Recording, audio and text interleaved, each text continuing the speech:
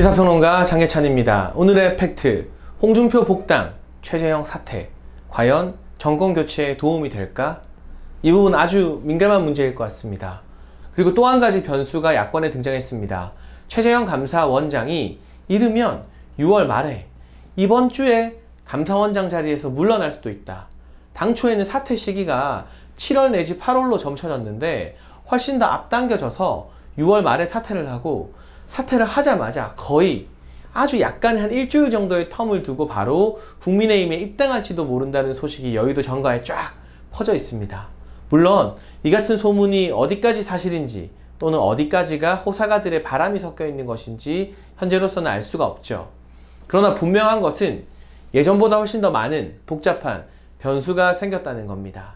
저는 이 자리에서 홍준표 의원이나 최재형 원장에 대해서 나쁘게 말하고 싶지 않습니다. 홍준표 의원, 저와는 정치적 성향이 많이 달라서 제가 때로는 공개적으로 비판도 하고 여러가지 염려를 나타내기도 했습니다만, 어쨌든 중도 보수 진영의 자산 중 하나인 건 부정할 수 없는 사실이고요. 최재형 감사원장 같은 경우는 그 살아온 인생을 보면 미담 제조기라는 평가를 받고 있지 않습니까?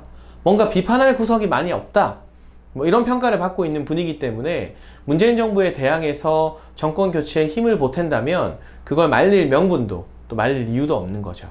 다만 한 가지 걱정되는 건 이 같은 이 대선 주자군이 풍성해지는 게 과연 긍정적인 효과로만 작용하겠느냐, 여기에 대해서는 각자 지지하는 분들도 고민을 좀 해봤으면 합니다. 저는 많은 분들이 아시다시피 과거에도 그리고 지금도 공개적으로 변함없이 윤석열 전 검찰총장을 굳건히 지지하고 있습니다.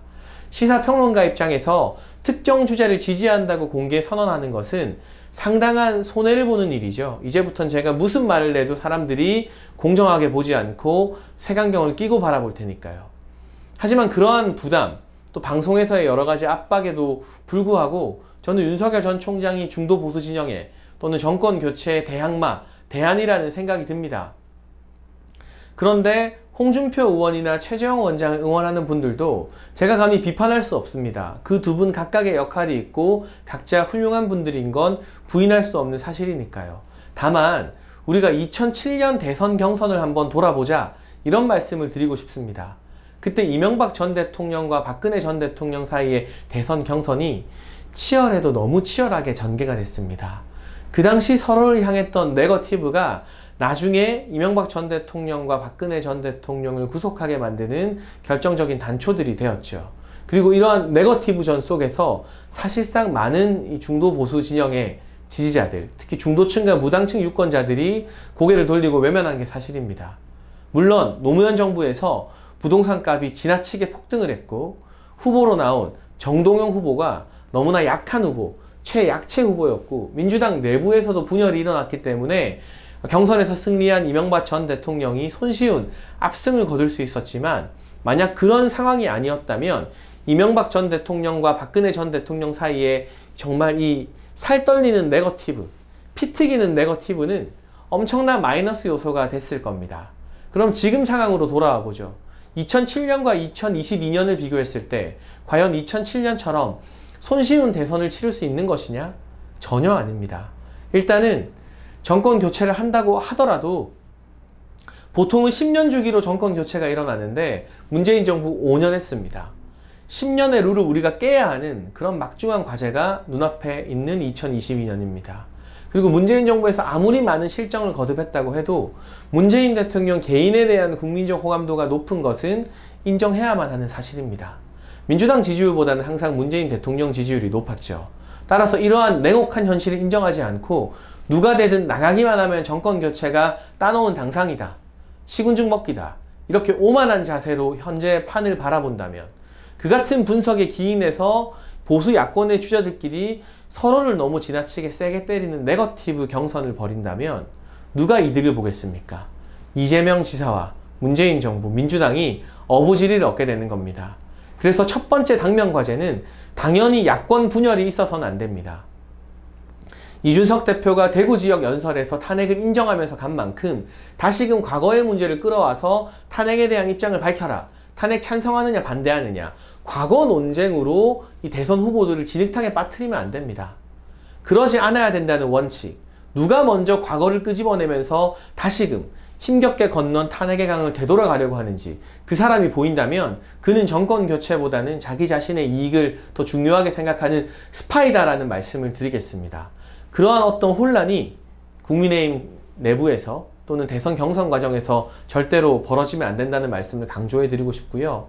지금 이제 윤석열 전 총장이 여전히 어떤 논란에도 불구하고 정치적인 또 이 흔들림에도 불구하고 압도적인 지지율을 보이고 있는 건 사실입니다.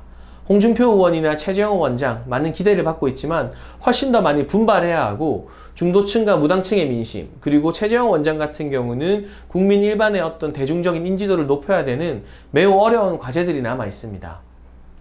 이 상황에서 1위 후보 때리기에 골몰하는 게 일반적인 2등과 3등의 전략인데 홍준표 의원과 최재형 원장이 무리해서 자신들의 존재감과 인지도를 키우고자 1위 후보인 윤석열 전 총장에 대한 네거티브를 일삼는다면 지나친 선을 넘는 비판을 일삼는다면 중도 보수 진영이 분열하게 되면서 윤석열 전 총장을 응원하는 중도층과 무당층 유권자들은 더더욱 국민의힘이나 전통 보수 진영에 대해서 거부감을 갖게 될 수밖에 없습니다. 그건 대선의 본선을 생각해보면 정권 교체라는 대의를 생각해보면 절대 훌륭한 방법이 아닙니다. 검증을 하되 중도층과 무당층이 떠나가지 않도록 아주 젠틀하고 신사적인 그러한 공방과 비판이 오가야 됩니다. 이게 무슨 뜨거운 아이스 아메리카노 같은 소리냐고요? 아닙니다. 절대 불가능하지 않습니다. 서로 선을 지키면서 인간적인 존경을 기초에 깔아두고 비판을 하고 검증을 하고 확인을 하는 것 충분히 가능합니다. 대선 경선에서 이 네거티브 일색을 우리가 버릴 때 민주당에는 벌써부터 이재명 지사와 이낙연 전 대표 사이에 신경전이 치열하죠. 무슨 가짜 약팔이 같다는 말도 나오고요. 말의 품격을 지키라는 말도 나오고 있습니다. 저들이 저렇게 네거티브에 골몰할 때 반대로 중도 보수 진영에서 네거티브를 최대한 자제한 정책 검증에 집중한다면 국민들 보기에 훨씬 더 빛나 보이지 않겠습니까? 그리고 최재형 원장과 홍준표 의원의 이 등판도 시너지 효과를 일으키는 그러한 등판이 되겠죠. 만약 이 두 분이 한 분은 국민의힘에 복당하고 한 분은 감사원장 사퇴했는데 시너지 효과를 일으키는 게 아니라 이 중도 보수 전체의 지지율, 야권의 지지율 전체 파이가 낮아지게 된다면 이 두 분도 책임론에서는 자유롭지 못하게 될 겁니다. 제가 바라봤을 때 최재형 원장의 평소 인품이나 성품으로 봐서는 다른 이 보수 야권 후보들을 향해서 네거티브 할 분은 아닌 것 같고요. 다만 그 지지자들, 또 함께하는 정치인들이 욕심내서 무리해서 인지도를 끌어올리려고 선을 넘는 실수는 안 해야겠죠. 그건 윤석열 전 총장도 마찬가지인데 윤석열 전 총장은 이미 어떤 네거티브에도 일절 대응하지 않겠다. 일고의 가치가 없다. 뚜벅뚜벅 내 길을 간다는 입장을 밝혔습니다. 그렇다면 윤 전 총장은 6월 말로 예정된 정치 선언에서 보다 선명하고 분명한 비전을 국민들에게 보여주고 기자들과 현장에서 자유롭게 질의응답을 받으면서 준비된 대선 후보 감이구나라는 인식을 심어주는 게 첫 번째 당면 과제입니다.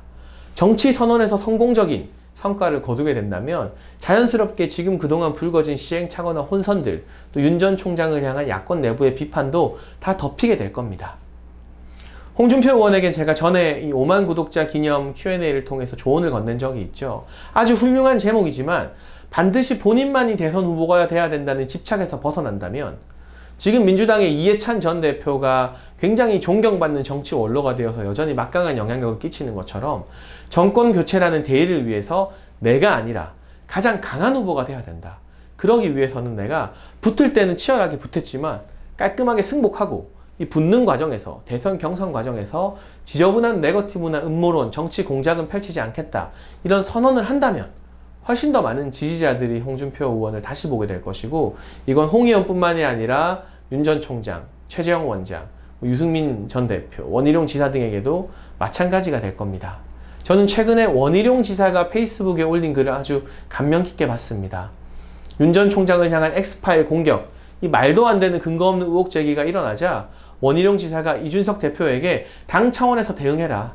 당 밖에 있는 후보라 하더라도 국민의힘이 이때 하나된 힘을 보여줘야 당 밖에 있는 후보들이 더 편하게 들어오지 않겠느냐. 이건 보수 야권 전체의 문제다라고 말한 걸 보면 이러한 엑스파일 논란을 자기 유리한 쪽으로 이용하지 않고 정말 정권교체라는 대의를 위해서 나서서 목소리를 낸 원희룡 지사의 그릇이 새삼 커 보였습니다. 이런 모습을 우리가 홍준표 의원이나 최재형 원장에게도 기대하고 있는 겁니다. 오늘의 팩트. 홍준표 의원의 복당, 최재형 원장의 사퇴, 정권 교체에 어떤 영향을 끼칠까요? 플러스 영향을 끼치기를 많은 사람들이 저를 포함해서 간절하게 바라고 있습니다. 더 많은 후보들이 풍성한 경선을 펼쳐서 경선 흥행 끝에 가장 강한 후보가 중도 보수 진영의 대선 주자로 단일 후보로 나서야겠죠.